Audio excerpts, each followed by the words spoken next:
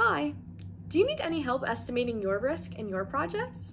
Today, VP of Operations at PSI, Rightley McConnell, is going to give a high-level overview of the steps of the risk estimation process so that you can begin to provide an idea of the schedule and costs associated with your next software project. There are 6 basic steps in the estimation process as we here at PSI perform them.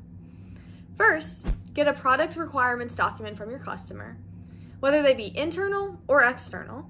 Second, create a basic work breakdown structure. Next, investigate subsections of the high-level breakdown, followed by clarifying customer expectations. Then, make an estimation with a group of developers, taking into account the risks, technical and otherwise.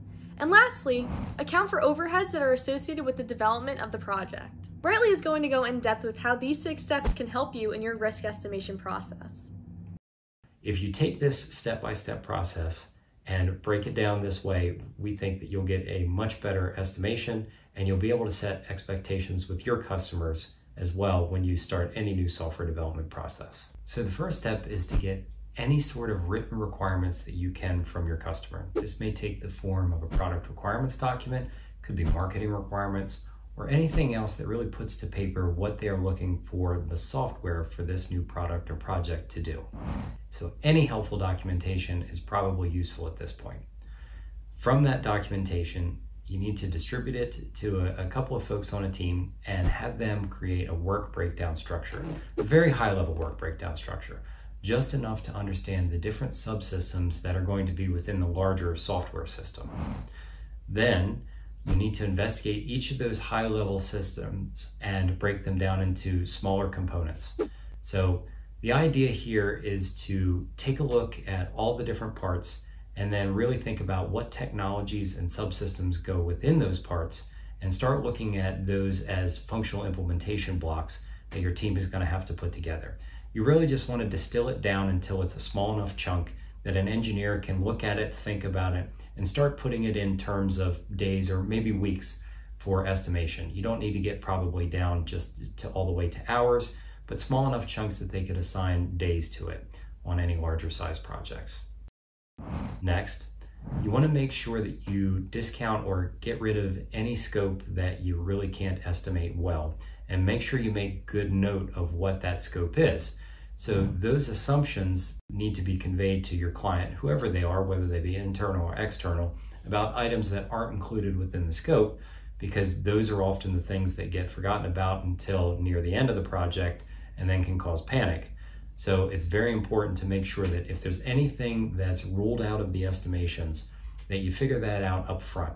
You may need to do that because A, something is not available or not going to be available. B, it might be something that's a future consideration for a future iteration of the project.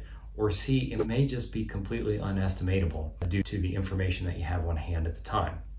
So again, it's very important to be specific about what those items are that are out of scope, that someone might consider to be in scope otherwise, and very clearly delineate those being out and, if at all possible, why. That will help everybody stay on the same page throughout the entire project. Next is really the meat of the estimation process. Here at PSI, we generally like to get at least 3 software engineers that are fairly experienced into a room and have them go through together, along with a project lead, all of the different parts of the work breakdown structure that either that team or a smaller or a different group has come up with, delineating the systems and subsystems within the project. So first, it's important to discuss and make sure that every engineer understands what is included and not included in different subsystems.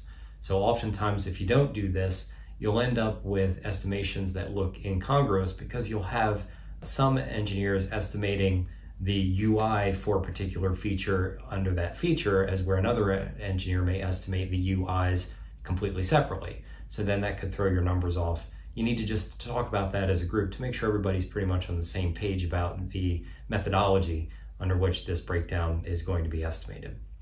Then we highly recommend going through each of the subsystems independently that are in the work breakdown structure, and each engineer thinking about and writing down how many hours or days they think each individual subcomponent is going to take in order to implement.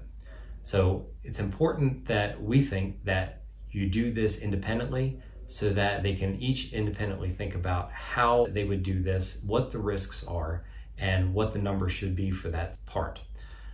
This is also a point where risk really comes into the whole risk-based estimation process. So the risk may result in having a range for certain items. Like, what if this item implementation goes well? What if it doesn't go well? So you may get ranges that you have to take into consideration at this point. And those are actually a good thing because they can help set expectations and make sure that everybody's on the same page about what parts of the project are more difficult and risky, and which ones are more straightforward.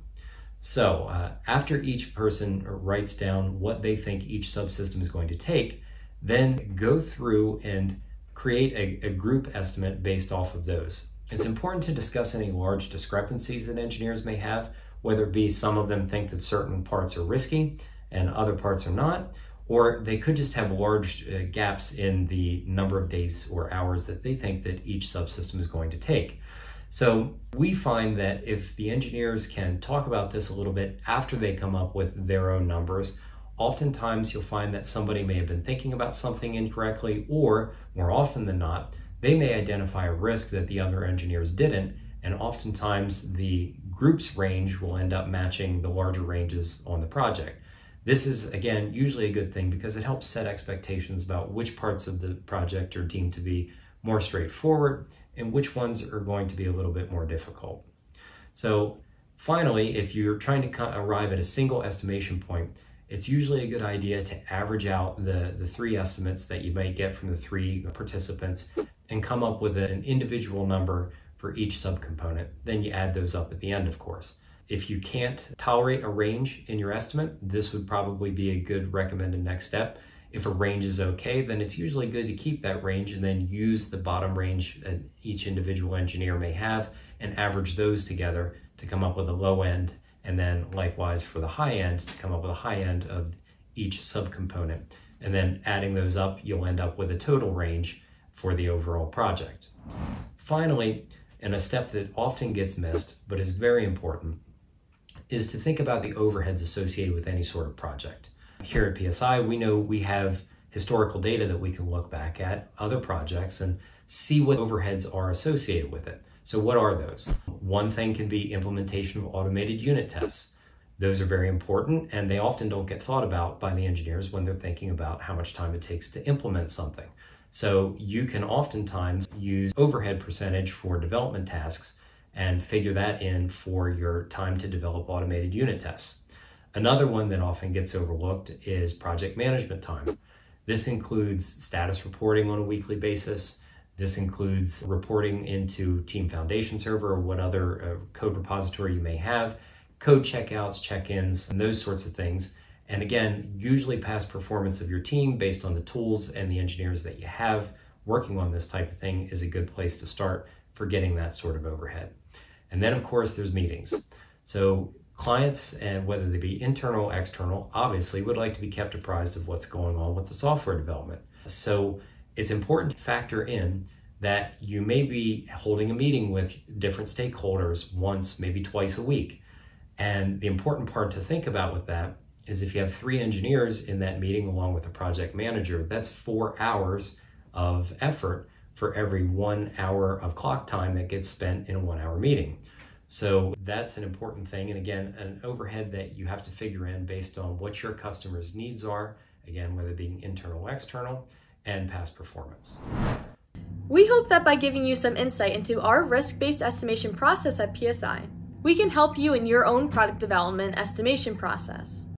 So if you take this step-by-step process and break it down this way, we think that you'll get a much better estimation and you'll be able to set expectations with your customers as well when you start any new software development process. If you have any further questions or want to learn more, feel free to reach out to PSI. If you found this video to be helpful and would like to learn more, or if you'd like to learn about another specific software development related topic, let us know in the comments below or send us a message at info@psi-software.com.